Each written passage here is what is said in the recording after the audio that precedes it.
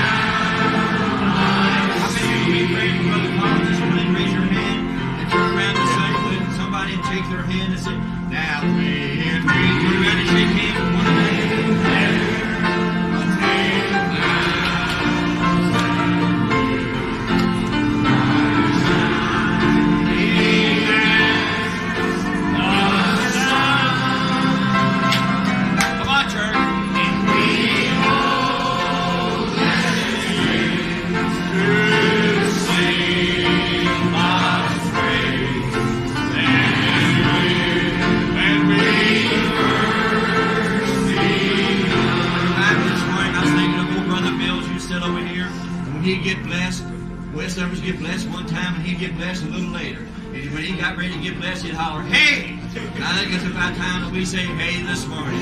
Because I know you're going to be blessed as Brother Collins comes and brings us his testimony. Once more, raise your hand to him. Amazing grace, how sweet the sound that saved a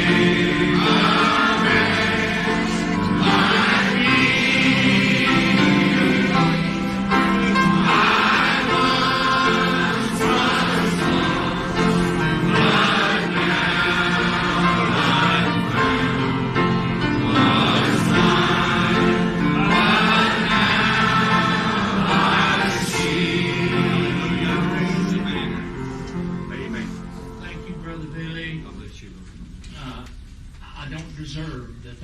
Said, I know, but I appreciate Brother Billy. I appreciate his family. I appreciate all of Brother Branham's family, and we're just so happy to be together. Amen. God bless you. You may be seated. I'm going to read one verse of Scripture. It's found in Psalms, the 19th chapter, the last verse. And it says, let the words of my mouth and the meditation of my heart be acceptable in thy sight, O Lord, my strength and my Redeemer. You know, I don't know exactly how to start. And I told Brother Billy that I'm nervous this morning because I want to tell what that I've seen and heard, and I want to be exactly on the dot. I don't want it to be wrong, because this is no hour to make mistakes. And you know, I was raised out in the country. I mean, in the country. Not on a gravel road, not on a blacktop road, but on a dirt road between creeks. in a little old house. I suppose Brother Bobby Harnett is here somewhere. If he's not, he's listening in. He made pictures of that old house. Well, Brother Bobby, it's in worse shape now than it was then. It's fallen down. But we had no running water, no electricity. We carried our water from the spring. Someone said, "You mean to tell me you didn't have running water when you was growing up?" I said, "Oh, yes, we did. When we was running from the spring to the house." But, you know, I'm thankful. We came up during the Depression times, and it wasn't easy, but I'm thankful because I learned a lot of things, how to be able to get by without a lot of extras. But you know, the Lord has blessed us. And I got older and I joined the Methodist Church. Not converted, but I joined. And I began to get concerned about things being right. And when I did, I began to think, what can I do? And I surrendered my life to the Lord the very best I knew how. And there was churches there in the community. There was a Methodist church. There was a Nazarene church. And I wanted to be right.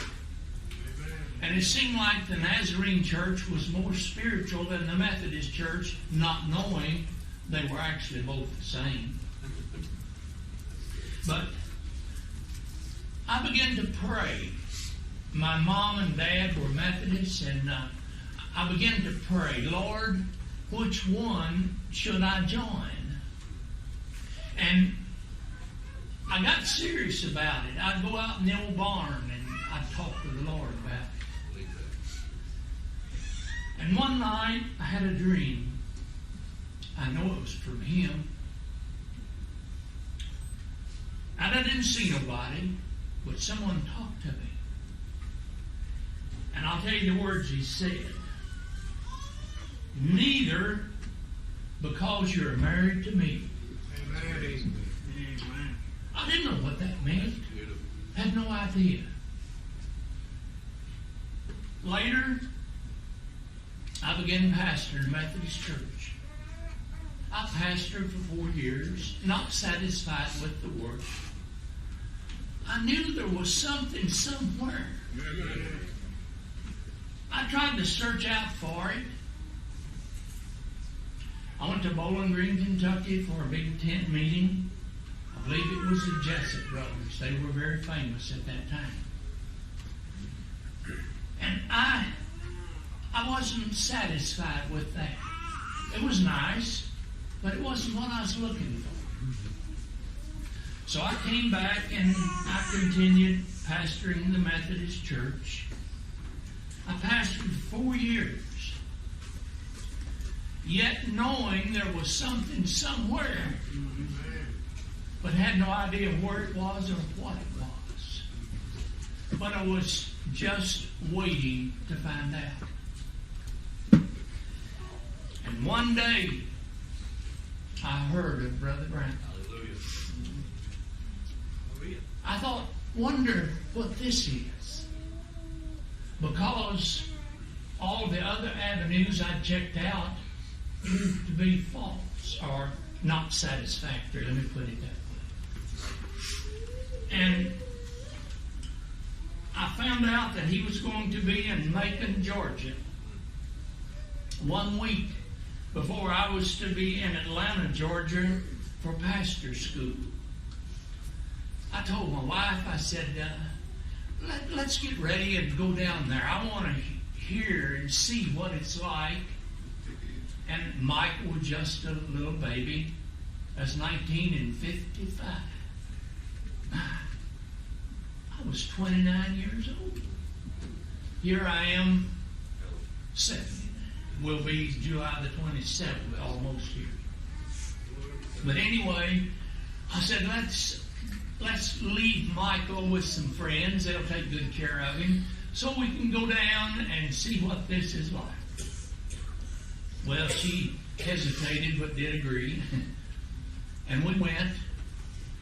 And went one night to the service. And oh, it was a super, super night.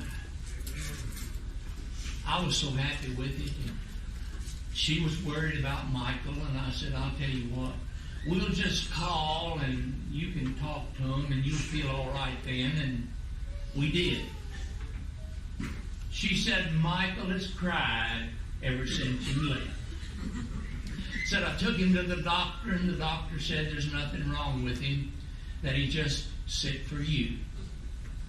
Well, I didn't have any choice but to bring her back home. So I did. On our way back, it was about 1 o'clock. We'd gotten back down in Kentucky, and we come upon a car that had wrecked. It was burning, and there was a mule laying in front of that car, a dead mule. What happened? The mule had gotten out and got on the road, and this car hit it. Now, you know, in Kentucky, the owner of the mule is responsible for the accident. And, you know, it was we had to wait for that car to burn before we could get through. And it was strange. Nobody owned that mule. He didn't belong to nobody. Well, just the other day, this is the funniest thing. Just the other day, Billy, my son, told me, he said he had one of his horses to get out and hit by a car. And he's talking to one of the neighbors. And the neighbor said, you didn't tell nobody who that horse belonged to, did you? He said, yes, I did. He said, I've got insurance. He said, I told him. Well, he said, I didn't tell nobody who that mule belonged to.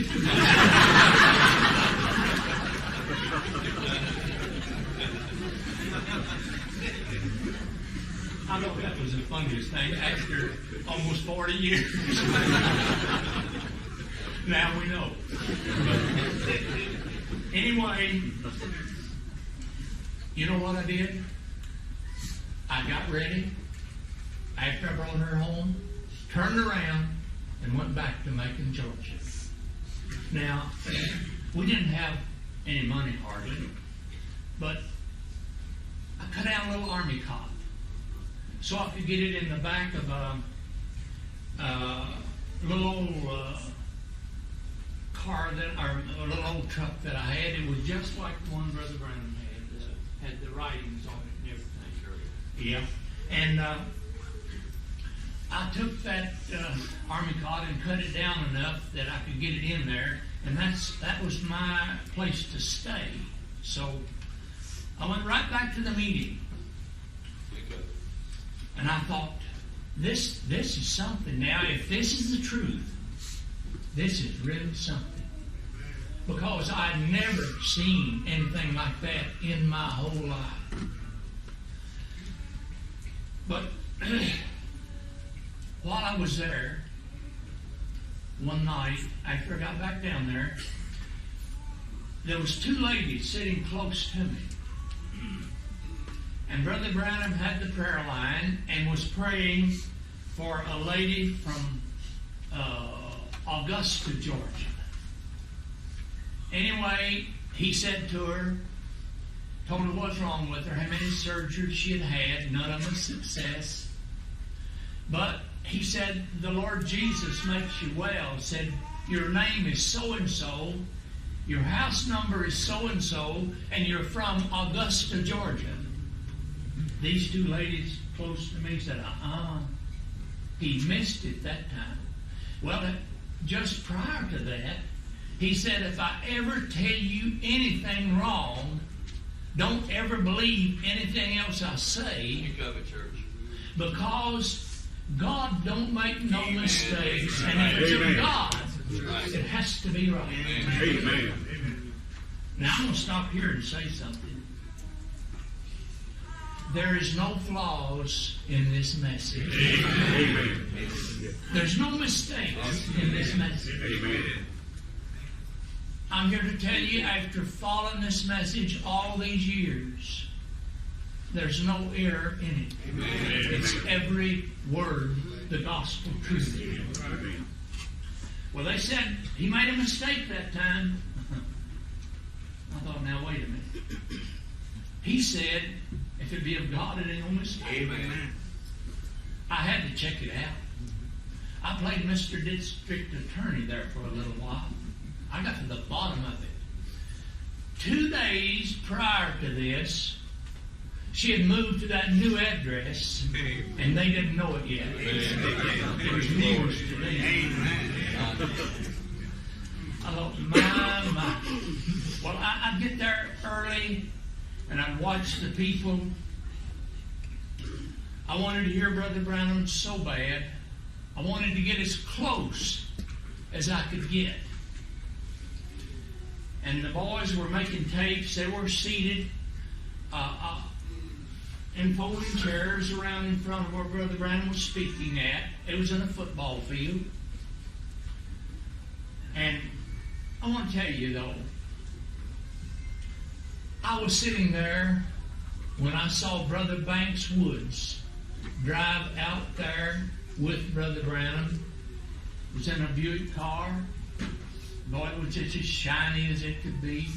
And Brother Branham got out and walked up on that platform. When I saw that man walking up there, I knew that was it. It had to be. Well,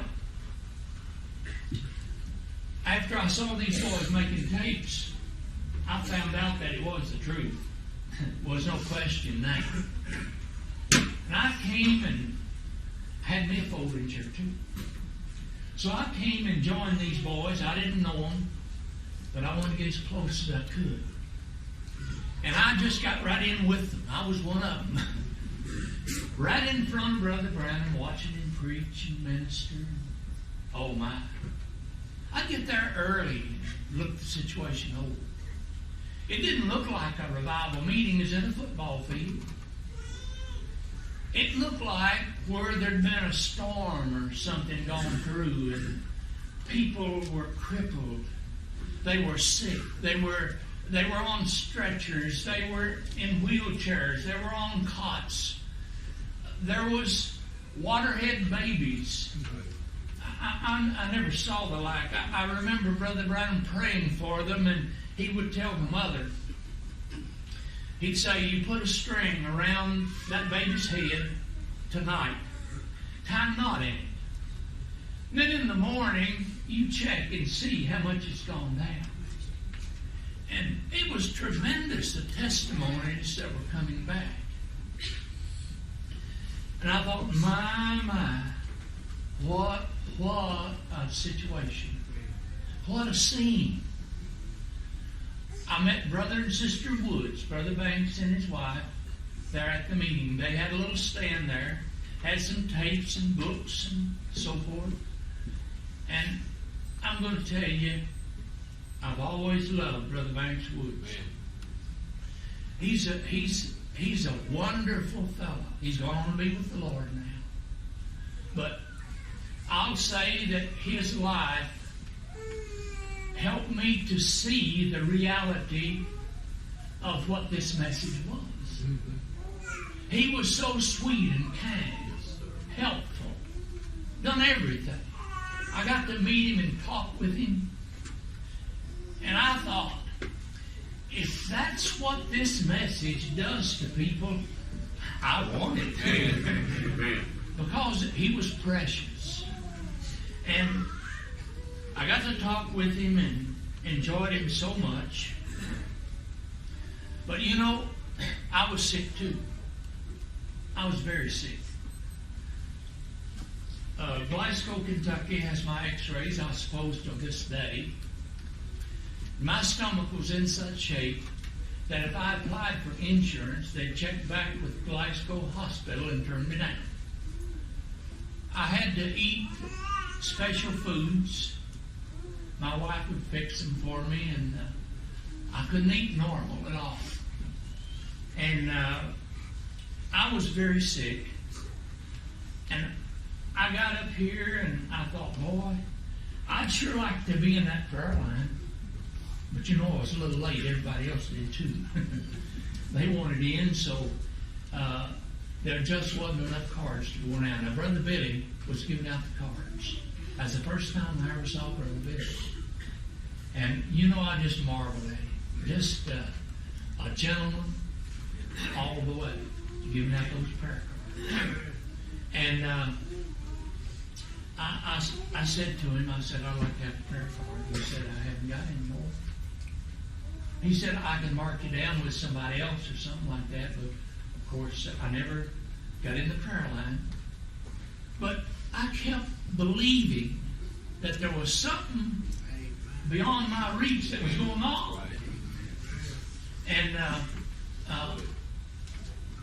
Brother Branham, he was preaching, and I brought my folding chair out. Well, when he'd get on preaching that night especially, he left the platform and went out among the people. He'd pray for one over here on a stretcher, a wheelchair, a cot, you know, and he walked around behind where the boys was making tapes. And he come to where I was, and he stopped, laid his hand on my shoulder, said, Father, he's sick too. He went back up on the platform. He said, you probably couldn't see it. But he said, the angel of the Lord led me to every person I went to when I left the platform. You know what I did? I went back to my little truck that night. I went over to the hamburger joint. Hadn't eaten one for years. And I got me a big hamburger with an onion on it. And I ate it. And I want you to know, I've been eating ever since. 1955. That was it. It was all over. And I was one of the happiest guys you ever saw. I was really thrilled because of what had happened. And I went back to my truck that night, and I was just thrilled to death. I'd never seen that. I didn't know it was possible. I didn't know the Lord still had prophets among us. I didn't know that He could even do that. Thank God. But He did. And I sat out on the side of my little cot, and I was just thanking the Lord. I thought, boy, this is precious. This is wonderful. I'm just thrilled to death. And I didn't see nobody. But there was a voice. Now, I had to wear glasses then. I couldn't read without. I couldn't drive without. I couldn't read without. I had to wear them for a good while. And a voice that said to me, you think your stomach's healed, huh? I said, yeah. I was able to eat that hamburger and no ill effects at all. I think it's all over. I talked back to it. I didn't see nothing. He said, well, what about your glasses? That's just the way the old enemy does it. If he can't get you with one thing, he'll try something else. He said, what about your glasses? Yeah, you're right. I just pulled them out and laid them down and said, won't need them no more. Well, now this wasn't instant. This is over a period of time. When I drove back from Macon to Atlanta, it was hard for me to see, but I didn't wear no glasses. Amen. I made it. Then it come time for me to get my new driver's license, and I went in and take the test, and the first year, I think they said, you're okay at 2030, something like that. And the next year, it was 2020. The Lord's so good to us. My life was changed at that time. And it's never been the same since. I made up my mind while I was there, I was going to leave the Methodist Church. Because I'd found what I was looking for. Someone said to me, you found something better than what you had? I said, yes, I did. Well, suppose you find something better than what you've got now. I said, This is what I've been looking for. My shopping days are over. This is it. I still feel the same way. Well, I got back from Atlanta, and I wanted to meet Brother Branham, but I didn't go to his house. I knew Brother Willard and his wife. They were so good to us, Brother and Sister Willard. I'll never forget it. They treated us so kind. And I told my wife, I said, let's go and see Brother and Sister Willard. I just was hungry to get up here. And I did, and Brother Willard said, how would you like to go and visit Brother Branham? Or go and see Brother Banks, he said. I said, oh, I would love it. Because I thought Brother Banks was really a wonderful fellow. He said, all right. So they drove me, he drove me over to their house. And Brother Banks was mowing his yard. He was just going, you know. And I met him and greeted him and told him how I appreciated him and how I was so happy to meet him. And I looked, and there was another fellow coming around behind him mowing. This fellow had his shirt off, big balls of sweat standing out on him, mowing the yard. It was Brother Branham. Was I thrilled? My heart jumped. Never had met him before. I just seen him there in Macon. And he come around, and his motor was still running, and Brother Banks said, Brother Billy, this is that preacher that was healed in Macon. Brother Brown just reached over and cut his mower off, said, and put his hand out, said, and this is that preacher.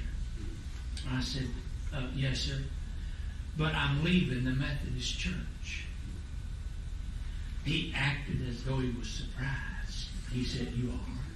I said, yes, sir. He said, all right, I'll tell you how to do it. And you know, I expected one of those long, drawn-out deals, you know. He said, as peaceable as possible. Right. And you know what? I found that works with everything. Amen. But the marvelous part of it was how peaceful it went.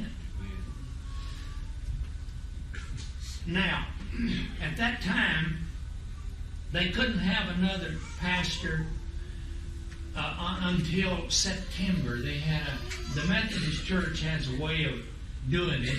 It's the same as all the rest of them, but they kind of do it undercover, you know. They have what they call a one-year conference. And at the conference, they appoint the ministers to the church they're to go to. But the way they do this, there's a delegate from each church. The delegate brings word from the church whether they want that pastor back or not. And if they don't want him, he'll shift them around and put them someplace else, you know. And that's the way they do it. So I had to give word to them that I wasn't going to pastor the church any longer, but the district superintendent, he was a very nice old fellow, and I called him and made an appointment with him. He lived in Louisville, and I was pastoring the church in Wolf Creek, Kentucky. Now, that's down the river, probably 70 miles from here. And I called, made an appointment, and I got with him. I come to meet him one night. He said, what's the problem? I said, I just wanted to let you know. I thought we'd get by like this, you know. I didn't know anything, but I said, I just wanted to let you know when the conference meets this year, don't send me to another work. He said, how come? I said, well, there are just some things the Methodist Church stands for that I just can't believe. He said, for instance, what? And I felt no higher than that to stand before him. And I didn't know anything except what little I'd learned down there. And I said, well, one thing is water baptism. The Methodist Church baptizes Trinitarian.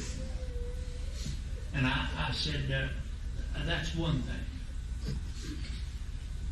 He said, well, you go back where you were. Said, them folks want you back.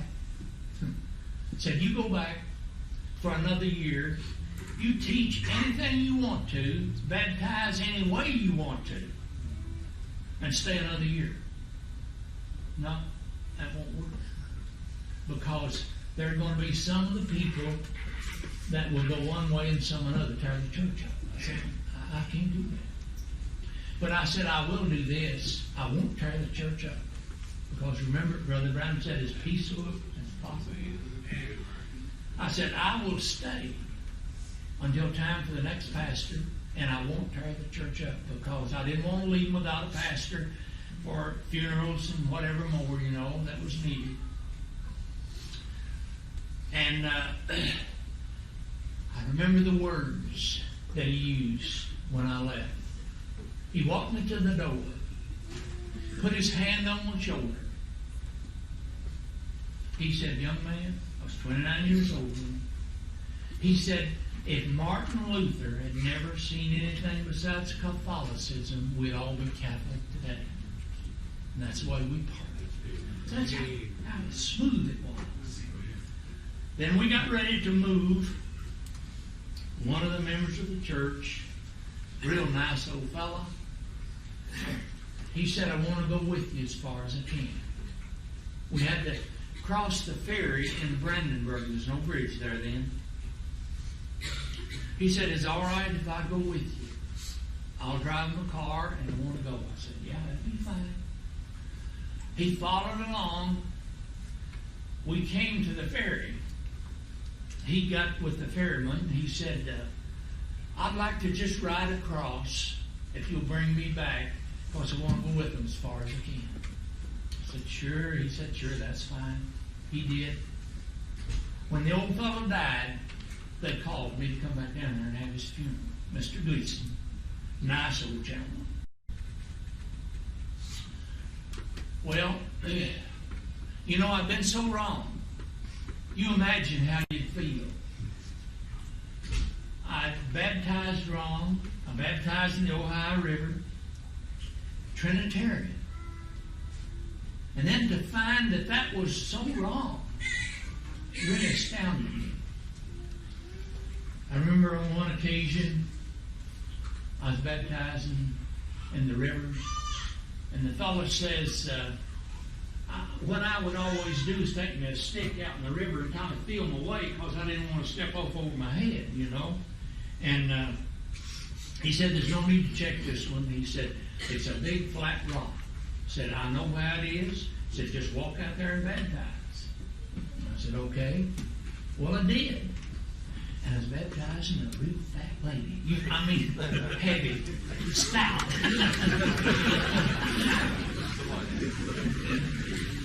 And I know, as you lay her back, you'll step back a step or two. Okay? I did. When I did, I stepped off. There was nothing under me. If she had ever known that, we'd both drowned. But there was not flotation in her body. And I was able to get my feet back on the floor.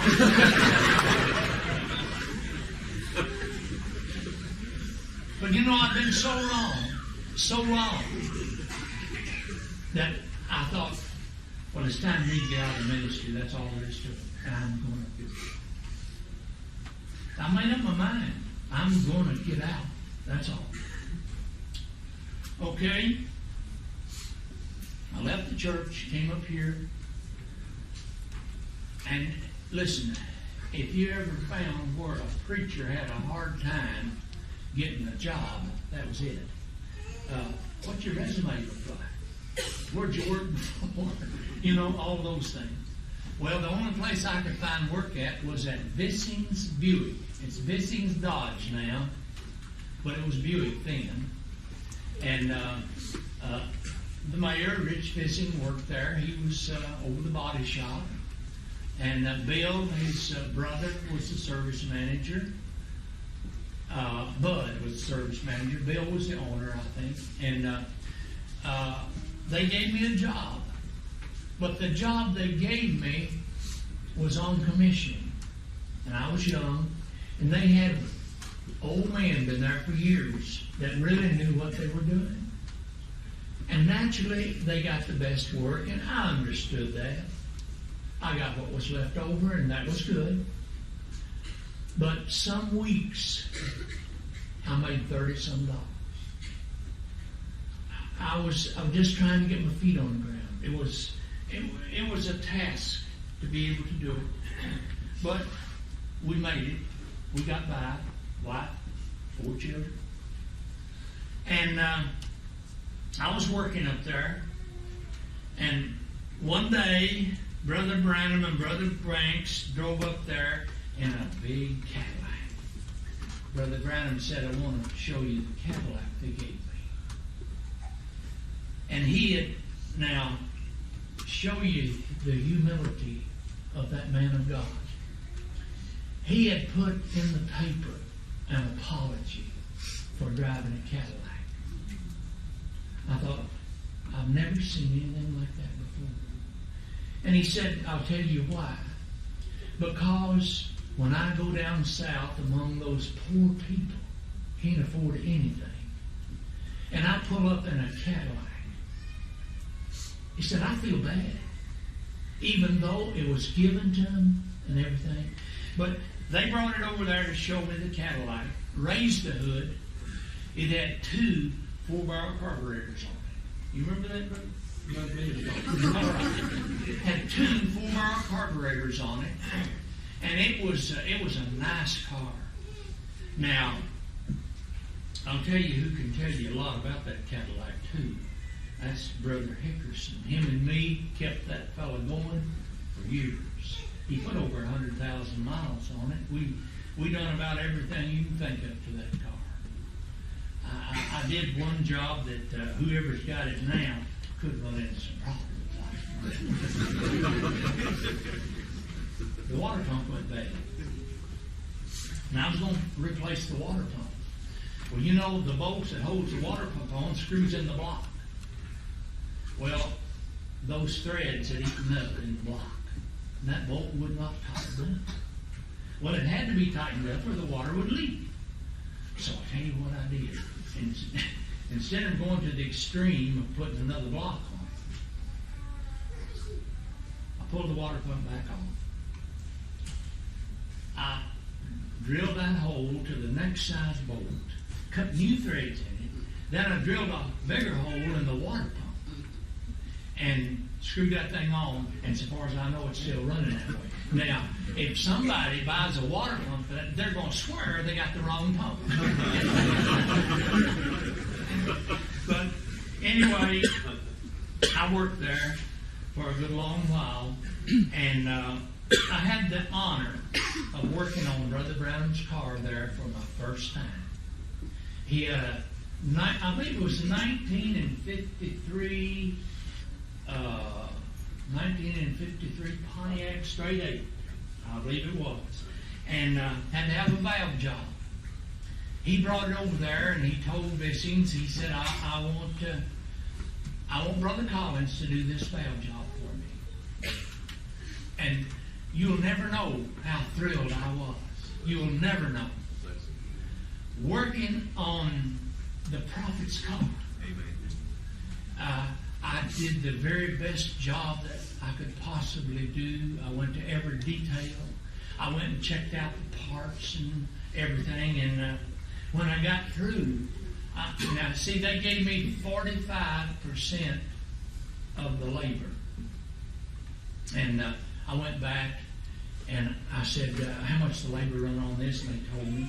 I said, all right, let me pay you your part of the labor, and I want to pay for the parts, because when he comes, I don't want him to have to pay anything. They let me do it. And I'll stop to tell you this. The Lord has blessed us. We've got things better than we ever had. We've got food to eat, we've got clothes to wear, a good car to drive, a good home to live in. You know why I think we've got it? Because I did everything I could for the man of God. I believe that's the reason. I believe that's the only reason. Because things that I was able to accomplish, I'm not smart. I couldn't have done that. But the Lord took care of it. I could tell you things that was utterly impossible for me. But the Lord worked it out. Anyway, I enjoyed working at Vissing's. Rich Vissing was the nicest fellow. He was over the body shop, and he treated me with respect in every way. Many of you remember Rich here as the mayor. And he came back to my workbench one day and started talking. And he found out that I was coming to the Tabernacle to hear Brother Branham. And he said, and him being Catholic, he said, you know, he said, I was operating a record one time. He said, I got tang on that thing, it threw me up in the air, and I come down on my back on the blacktop road. He said, it damaged my back, something terrible. I could hardly get around. But he said, Brother Branham prayed for me, and the Lord healed me. Amen. Praise the Lord. Let me tell you what else he did. I hope I'm not taking too much time, but I'm trying to go into every detail because I may never get the opportunity to do this again. There was some outfit up here in Ohio, what Brother Billy were, they was trying to condemn the Branham Tabernacle as a cult. You weren't with me up there, did you? And I thought we'd better go up and see what was going on. And I went to Rich Vissing. I said, would you write me a letter of your opinion of the Branham Tabernacle? He said, sure, I'll be glad to. He wrote the nicest letter. I've still got a copy of it. I went to Mr. Coots. I said, he's a Catholic too. I said, Mr. Coots, would you write me a letter of your opinion of the Branham Tabernacle? He said, I'll be glad to. He wrote me another nice letter. Well, Brother Billy went with me up there, and we went to Ohio. We got there, and they was fixing to condemn us something terrible, and the prosecuting attorney said to me, he said, are you folks a cult? Well, I said, I reckon not. No law but love, no creed with Christ, no book but the Bible. He said, well, that don't sound so bad. And he told me what that preacher was doing up there was supposed to have been sent there from the tabernacle and a part of the tabernacle. I said, look, if I live here, I'll be with you because that preacher's wrong. And I said, I've got 2 letters here, the 2 of the most prominent men of Jeffersonville. Would you like to see them? He said, yes. I handed them to him. He read them and said, can I copy them? I said, sure. He went back in the back, copied them, come back out. Held them up before the court, and he said, that's all the proof I need. The case is over. And you know what they did? So the Lord does everything just right. Let him go ahead. Amen. Well, we had to live in Charleston. We couldn't live in Jeff, New Albany, or Clarksville because we had 4 children. And at that time, you just couldn't rent a place with 4 children. And we had to go to Charlestown to live. And the only place we could get was where they built for the power plant workers. And they, in the unit we was in, they had 3 families in one unit. We was in the middle unit. And it's not a real good way to live because you're 4 inches from your neighbor. And our neighbors drank a lot. He'd come in drunk as a skunk.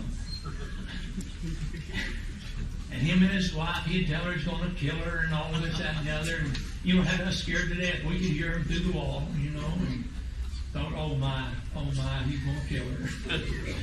Well, hear the door slam, think, well, he probably did.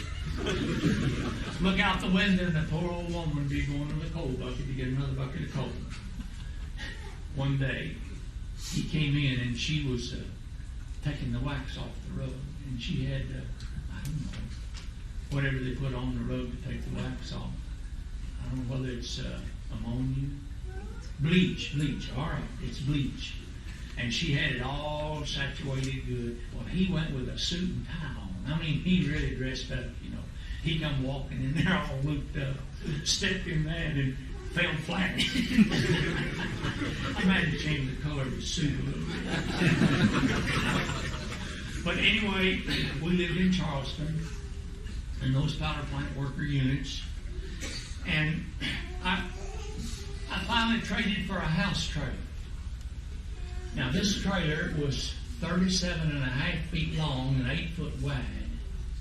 That's small. But we lived in it. There was 4 children, wife and me. We made it. But would you believe the prophet of God? Listen, he could have went with kings and monarchs all over the world. But you know what? He humbled himself to come to our place in that little trailer and eat supper with us. He and his wife and Sister Meady. They came.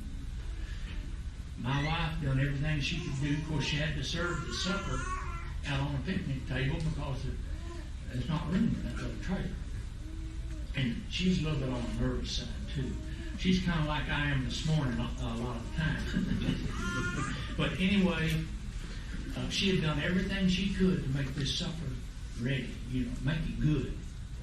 And Brother Banks, and his wife, Sister Meady, Brother and Sister Woods came. And everybody got seated at the table, and Brother Branham offered thanks. And he got through offering thanks. He looked up at her and he said, Sister, there's only one thing missing. Oh, what's missing? What did I do? What didn't I do? She said, what, Brother Branham? He said, the honeymoon salad, just let us alone. He had a way about him. I'm going to tell you what he'd do. I don't care how honoring, low you was. When he talked to you, he would make you to step ahead of him. He would humble himself that much. Listen, when he would come to see us, there would be the sweetest spirit. And that spirit would stay around for several days. Just words. The dictionary don't have words sufficient to describe that man. Somebody said, well, you brag too much on him. No.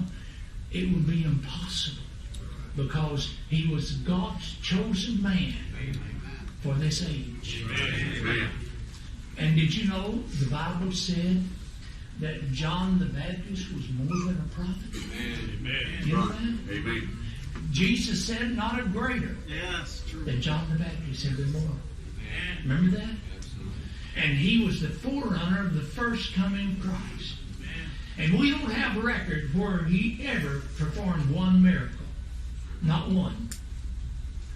But look, Brother Branham's the forerunner of the second coming. That's what the angel said down here on the river. I believe every word of it. Amen. And that makes him also a messenger of the covenant.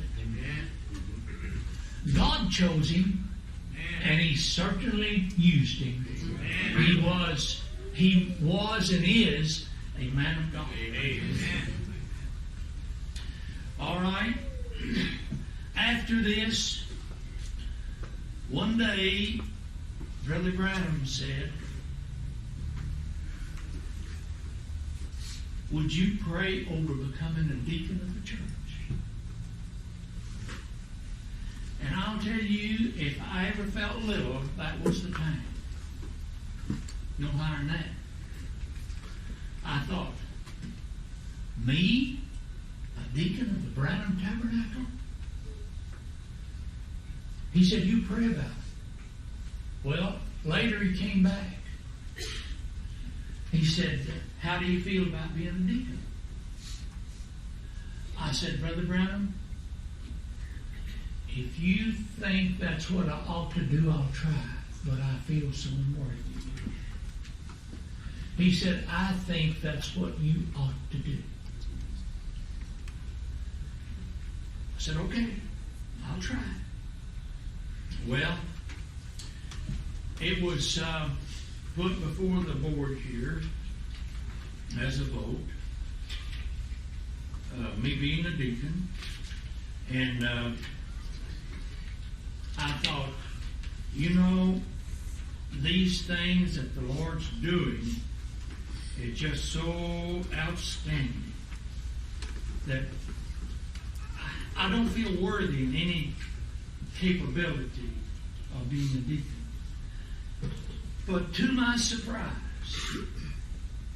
when I was voted in, I copied this off of the message so I could share it with you. Listen, all I knew that he asked me to be a deacon. And then when I was voted in, here's what he said. Also, we have found by the vote of the board that Brother Collins also has been found an honorable and just man. Being a minister himself, therefore, we would ask him to come to be a deacon of the church, and not only deacon, but an associate to Brother Neville, and perhaps to a Sunday school class, or to take the place of Brother Neville, or whatever is being called on, he is to be an associate to Brother Neville. That's Brother Collins. Well, you don't know how shocked I was when he said that. I thought, oh my. You just imagine, put yourself in that condition. Me trying to get out of the ministry, and you're placed right back into it. I don't know. I just don't know what's coming out of all of this. But anyway, I was placed in as a deacon. You know,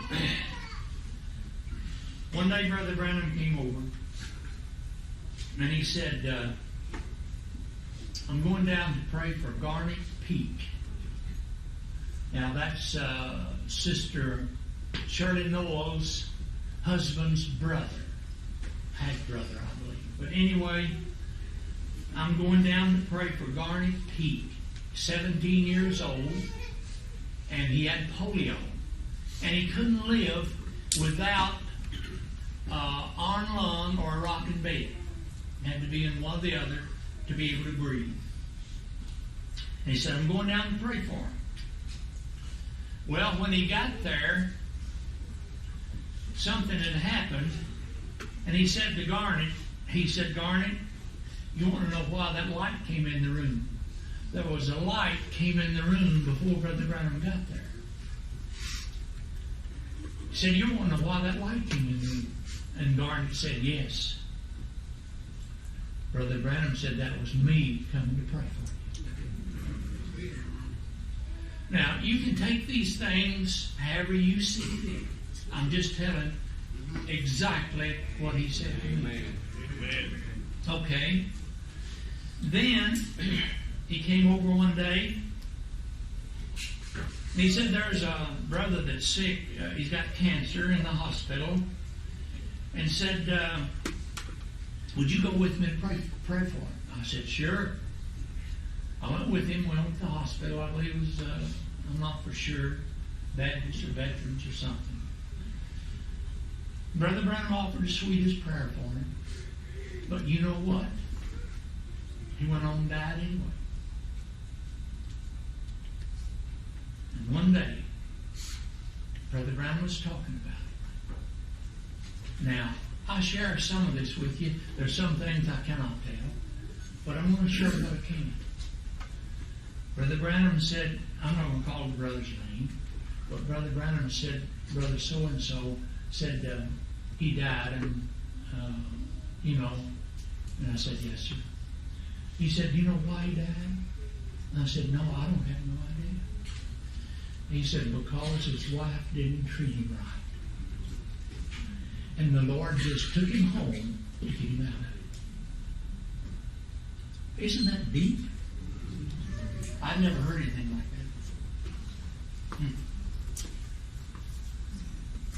that. Okay, then I wasn't making very much money where I was working, so I started working at a service station there in Charlestown. A couple of boys, one of them lived next door to me. They opened a service station. Said they would give me $2 $75 a week. Had to work on Saturday to do their mechanical work. So I started working for them there, and when I wasn't doing mechanical work, I'd go out to wait on the pumps. And this taxi drove up at the pumps. And I went out to wait on him. And the old gentleman from the church I used to pastor down in Kentucky broke down and started crying. He was in the taxi. He said, I was looking for you. I had no idea you were here. He said, I was going to inquire here if anyone knew where you were. I'd heard you was in Charleston. And I went out to wait on him. He just started off. He said, my daughter is real sick and in the hospital. I want you to come pray for her. I went to the boss and I told him what happened. He said, get ready to go on with him. I went and had prayer with her. She got well. He was a nice old gentleman. He'd been in the service. And naturally, there was casualties. You know how it is. He said, you know what? Every night when I first go to sleep, I live that thing over. He said, it haunts me every night. Not knowing what Brother Branham said. Brother Arnett from Columbia, South Carolina. Precious brother, gone to be with the Lord in heaven. See, he was in the service, and those things happened to him. He got an interview with Brother Branham, and Brother Arnett told me, he said, Brother Branham told me, he said, Brother Arnett, you won't be held accountable for those things because you didn't do it because you wanted to. You did it because you was forced to. He said, that won't go to your account at all. I thought, isn't that precious? How the Lord works everything out. All right. I worked this service station, several things I could go into there, but I won't. But the Lord helped us financially in every way, even beyond thought, while I worked there. And then, as I was placed in as deacon, and I didn't know what to do or how to do, but I did everything I knew. While I was deacon, I'm going to tell this. I know Brother Carl Willard won't mind. He was a precious brother. He was a deacon too. He lives in Tucson now. Calls me every once in a while on the phone. He's a little bit older than I am. I didn't know anyone was, but he is. But there was two boys giving all kinds of trouble. You remember those two boys? All kinds of trouble. And they said, you deacons going to talk to them boys. We got back here in this back room, and we was trying to reason with them, just kind of slow down a little bit, and one of them jumped up. Just jumped up. He said, just throw us out. Throw us out, he said. Brother Wheeler used to be a kind of a rough guy, before he was converted. And he was able to do it, He was sitting there and looked just as serious. That guy said, throw us out. Brother Wheeler patted him on the shoulder and said, brother, you're tempting me. But anyway, the Lord took care of it. But Brother Brown was preaching. It was marvelous. I come here to hear Brother Branham. That's what I come for. And my teeth were bad. I went off to dental school. I said, I wonder if I get you fellas to pull my teeth. They're all bad. They said, well, let's check them first. I said, okay. So they did. They went to work on them. And they said, no, said, we can fix your teeth up where they'll last you another 7 years. Well, here I am, 79 years old, and I still got them. But anyway, I thought, 7 years. I won't need my teeth no 7 years. Because I was looking for the Lord to come any day. And you know what? I'm still here. Yep. Well, Vincing's called me back to work for them. It's a long story how it happened, but they wanted me back. I went back to Vincing's from the station. And they said, we'll give you $2 an hour. So I went back and worked for them. And I did apply. Worked there a while, and Brother Hickerson got me a job at Moorhead Chevrolet in Crestwood, Kentucky. So we moved a little trailer over there. And after we got there, hadn't worked there very long at Moorhead's until Brother Branham wanted me to go squirrel hunting with him. And I wanted to go so bad, but now just at starting a new job, I didn't know how it was going to work out. So Brother Banks said, can you go? And I said, well, I want to. So I went to my boss. I said, I've got 2 real good friends want me to go squirreling with them. Is there any possible way I can do it? He said, oh yeah. I said, just find out when and how long. I did. He said, go ahead, go ahead. Well, I went, and I thought, boy, this is wonderful. And I wasn't expecting one thing. I thought, this is wonderful that I just started the job and he would let me go squirreling, you know. I think, well, in a couple of weeks. Came back, and you know what? He had my paycheck waiting for me just like I've been working on. I couldn't get over that. You don't hardly meet people like that. But he was so good to me there that I really appreciated that. Well, tell you a few things happened while we were squirreling. Brother Branham would wake us up, Brother Banks and me. And you know, it just seemed like that you just got laid down when Brother Branham hollers, time to get up. You've been through that. And he come and said, it's time to get going, you know. Okay. Well, I got up, and he'd already got dressed and got out. So I was getting dressed, and I hunted everywhere for my sock.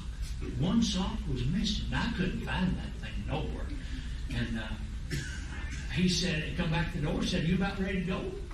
I said, Brother Branham, can't find my sock. He come in and helped me hunt, and he couldn't find it either. He said, oh well. I said, I've got an extra, and said, take mine. He said, okay. In a minute, I'm going to tell you what happened with some of the socks. But anyway, he said, I said, okay. So I put his sock on, and we had to go down through a meadow that growed up, and it was heavy dew, and we got wet to our waist. But to watch Brother Branham as he went down through there before the sun rose, he'd go down through there with one hand up, singing to the top of his voice. It'll be light in the evening time. The path to glory we shall surely find. You know, and happy as he could be. Well, when we got through, we would go into Campbellville and eat our breakfast. And we'd come back and get our wet clothes off and get dry clothes on. And Brother Branham, he would say to me, say, you take that holler, and Banks, you take that one, and I'll get the next one. We'd go up those hollers. And I'm going to tell you what, Brother Banks and me did a whole lot. We'd kind of hurry up the top and meet up there and sit there and talk about the tent. Brother Branham was so enthused about the tent.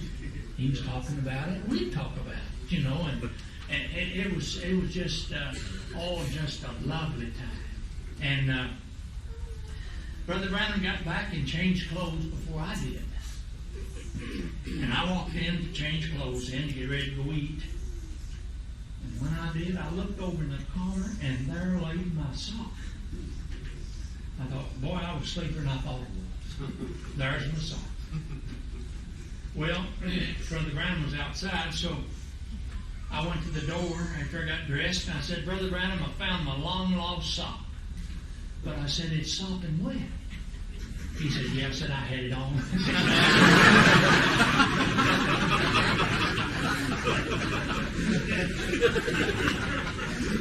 I had it on. Well, we went in to eat breakfast. The waitress came back to wait on us, brought the water, menus. Brother Branham said, that lady is Methodist. Well, he never seen her before. I said, yes, sir. Well, she come back to take her order. Brother Branham said, what church you belong to? She said, Methodist. Oh, well, now I'm going to tell you, one of the hardest jobs I ever had was to get the check. Now, they call it a check. I've checked everywhere to find out why they call a check something you have to pay. I said, I thought the check's what you pay with. But anyhow, they called them a check. They brought it to the table. The hardest thing I've had to deal with was get that away from Brother Branham. You know, get it first. Amen. You know what? I managed to get it that time. All right. He went with me. Brother Banks walked out and walking up the sidewalk. Brother Branham went with me to the cashier. And the cashier used to attend the Methodist church I pastored. And he recognized me. He says,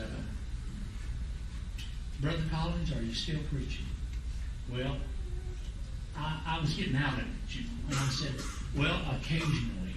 But I just left it like that. He said, oh, okay. I paid it. Brother Branham, he started to walk out. He said, Brother Collins, you know when that fellow asked you if you were still preaching? I said, yes, sir. He said, you know that funny feeling you had in your heart? I said, yes, sir. Think of it. He said, that means you should still be preaching.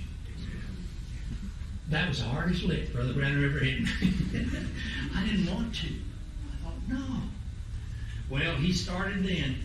Brother Billy, he said, how about you speaking Sunday morning? I said, thank you, Brother Branham. You're the kindest fellow I ever saw. And I'd get by with it, you know, and he'd bring it up again. And I'd do it again. Well, we was in his station wagon, so he brought me back by home. He stopped. He said, Brother Collins, would you do something for me? I said, I sure would, Brother Branham. I'd do anything on earth for you. He said, all right, you pray about speaking Sunday morning and give me a call. If it hadn't been for that, I wouldn't be here now. The Lord has done it. I haven't. It's been Him all the way. When I come here, there was just a handful of people coming to church. Just a handful. But the Lord has done it. I didn't do nothing. All I've done is just tried to hold the Word before the people. The pure Word. Not mix nothing with it. That's all.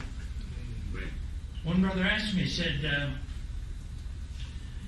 I'm going to start a church. Said, I'd like to know how to hold the people. Well, I said, it's simple. He said, well, how? I said, well, they're sheep.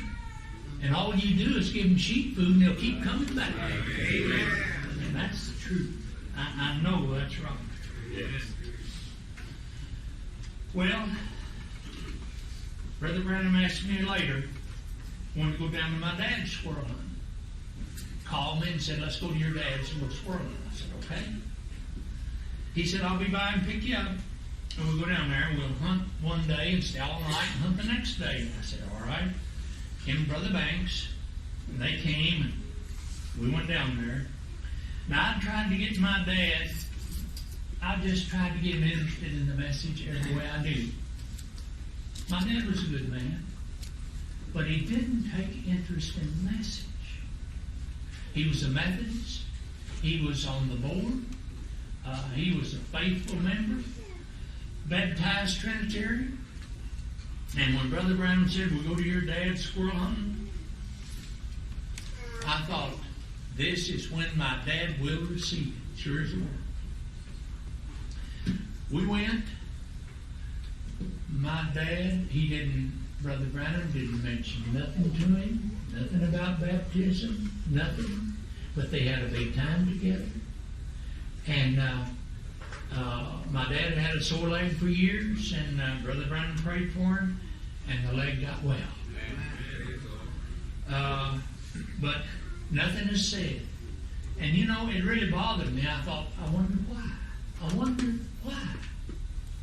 And the best I recall, I was in the pool baptizing an old gentleman, an old gray-haired man, and I was thinking, how I wish that was my dad. And Brother Branham walked by, and he was leaving, and next time I saw him, he says, don't you worry about your dad. Said, he's all right. Now, that's the biggest shock I ever got. How can he be all right? Baptized Trinitarian in the Methodist Church, staying with the Methodist Church, and all this here, you know. He said, now here's what it is. He said, he won't come up with this generation of people. Said, he's with John Wesley's people. He'll come with that group. But he's all right. I thought, isn't that marvelous? See, the Lord has it all set right. If we just don't get in the road, that's all. Beautiful, beautiful. Well, I told you he went down and prayed for Garnet Peak, and he died. Also, he prayed for this gentleman I talked about, dying of cancer, that his wife mistreated. And he began to tell me about Garnet Peak when he went down to have the funeral. Him and Brother and Sister Woods, and they came back by the station. He stopped and said, I went down and had Garnet's funeral today. I said, yes, sir. He said, you know how Garnet had to die? I said, no. He said, well, I'll tell you. Now, he's 17 years old, died from polio. He said, here's what it was. He said he was such a handsome young man. If he had lived, he'd have gotten in real trouble. But the Lord just bypassed all that and took him home. You know, this thing's deeper than we think. He works everything out just right.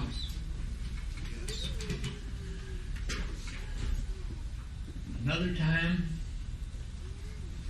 Brother Branham was talking to me, and he said, Brother Evans's boy had a rape. Said he killed him.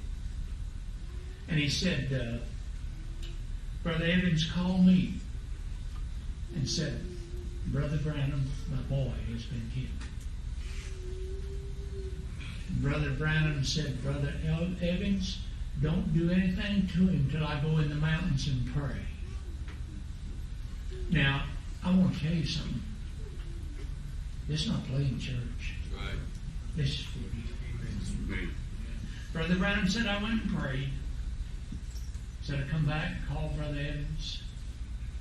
Said, Brother Evans, I found Jimmy. Said, I searched through the regions. Now, where's the regions at? I don't know. And he said, I finally found Jimmy, and he is in the presence of God.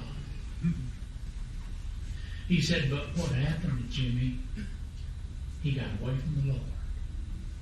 Started drinking a little bit. And the Lord said, Jimmy, you better come back. You better come back. But said Jimmy wouldn't hear it. He wouldn't do it. And he said, what happened? Him and this boy put in 13 cents worth of gas. Now, I'm going to tell you what, that wouldn't even be a smell today. You'd never know it's gas. Put in 13 cents worth of gas and went out on the road and said they were driving up a hill. And Brother Branham, evidently the Lord showed him the whole thing. And said they went to pass a vehicle on this hill, and they was doing 70 miles an hour. And they met a big truck coming over the hill head on. And Brother Evans had heard the sirens going off, and him and Sister Evans went up there, and he said they were standing there and said they got the boys out, and someone walked up to Brother Evans and said, Brother Evans, you know who that boy is? He said, no. He said, that's your boy. He said, Brother Branham said, Brother Welch, I got hold of Jimmy. And said, Jimmy don't want to come back. Brother Evans said, if he don't want to come back, I don't want him to. Brother Branham said, get him ready to bury him. They did. But you know what? That's the story of every person that's gone beyond the curtain. They don't want to come back. Right. Even Brother Branham. He said, do I have to go back? Go back to that body again? I was privileged to talk to a man that hemorrhaged to death. His wife, he had TB. A hole in his lung the size of a silver dollar. And he hemorrhaged to death. His wife called Brother Branham and said, Brother Branham, I want you to come. Brother Branham said, I went to comfort her, not thinking of anything else. But he said, when I got there, he said, the angel of the Lord appeared. And when he did, he said, I put everybody out of the room. Remember Elijah and Elisha? And he said, I waited for the vision. And when it broke, he said, I got up on the bed. Now, the blood and everything's still all over the bed where he'd hemorrhaged to death. Brother Branham said, I got up on the bed, according to the vision, putting my mouth against his mouth. I better know what he's doing, hadn't he? And I breathed my breath into his lungs. His life came back into him. I had the privilege of talking with him after that. And him with tears in his eyes. He said, I don't know who all I met, but he said, I met the finest people, the most lovely place. And he said, I was so happy. And he said, someone came to me and said, you're going to have to go back to earth for a little while. He said, do I have to? And they said, yes. He said, the next thing I knew, I was back in my body. Listen, this thing is real.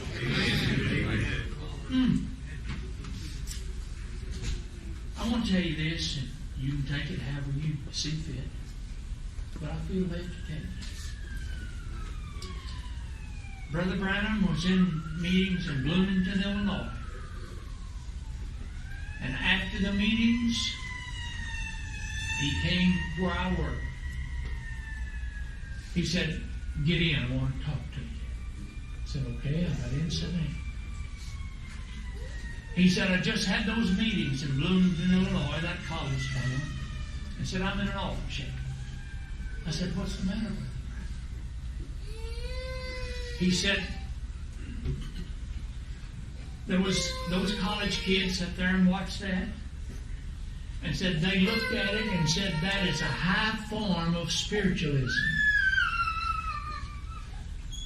Brother Branham said, that would make me a devil. And he called some names and said others saw the very same thing. He said it was a wonderful meeting. Secrets of the hearts revealed, people healed, everything. In fact, we went up for that meeting. I think my brother Clyde went up with us. But anyway, he said this other group saw the very same thing, and they said, that's Jesus Christ in person. Now, he said they're both wrong. He said that would make me the Antichrist. So they're wrong. But, now, here's the problem.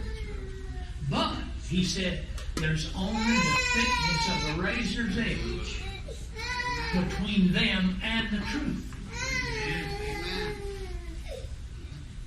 Marvelous. Marvelous. The wonderful Word of the Lord.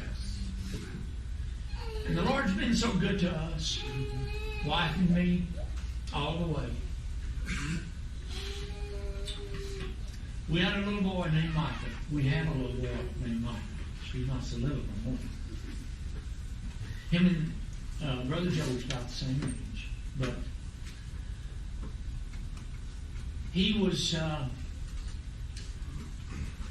believe, 9 years old. And he got real sick. Real sick. And we didn't know what was wrong with him. We thought he had the flu or something. He'd wake up in the night screaming and holding his chest. And we took him to the doctor. The doctor said, we'll just have to find out. So he run all his tests and everything. Oh my. He's got a heart condition, rheumatic carditis of the heart. He pulled him out of school and put him to bed to die. That's exactly what he had, what he did. Well, Brother Branham was coming back here to preach the seeds.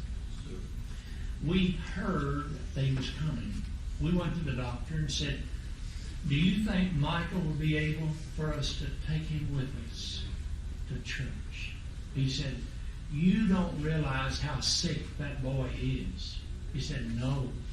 If you want to go to church, y'all get somebody to stay with him. But don't try to take him.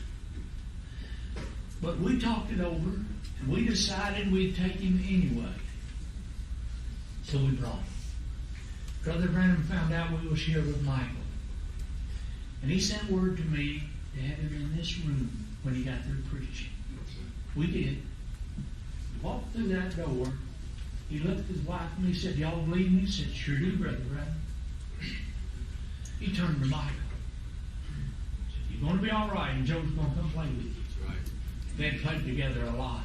Right. Brother Branham would bring his kids over there, and Michael and Joe would get under that trailer, make their roads and run their little old cars. You know how they do it. They'd played together a lot. And he said, and Joe will come play with you. We got him ready to put him back in school the next morning. No, Monday morning. And we did. I said, you better call the doctor. She called and told him. He couldn't believe it. You know, it's just too unreasonable, you know. He said, bring him back and let me examine. And said, won't that be more proof of the supernatural? She turned to me and said, what about it? I said, take him on. That'd be fine, you know. So she took him. He took all of his tests and everything just as usual. And he did why. He said, now this will have to go at the laboratory, not all this, that, and the other. And said, I'll have the results at a certain time. And said, you called me back. She did. And you know what? He said, Mrs. Collins, the proof of the pudding's in the eating thereof. Your child is well. Amen. Amen. Praise the Lord. The school superintendent came to me and said, now, since Michael's had this heart trouble, said, let's exempt him from physical education because that we run those boys so hard. I said, no, let him go ahead and take it. He said, well, okay. Well, he did. And at the end of the year, they gave an award for the most physical fit child. Michael got the award. Out of the whole school. Well, of course, he's had some other problems, and he was sick here not long back, and they said, well, it must be his heart. So They did a heart catheterization on him. Said there's not a thing in the world wrong with his heart. Amen. The Lord's so good. Yes, He's so Amen. good. Amen.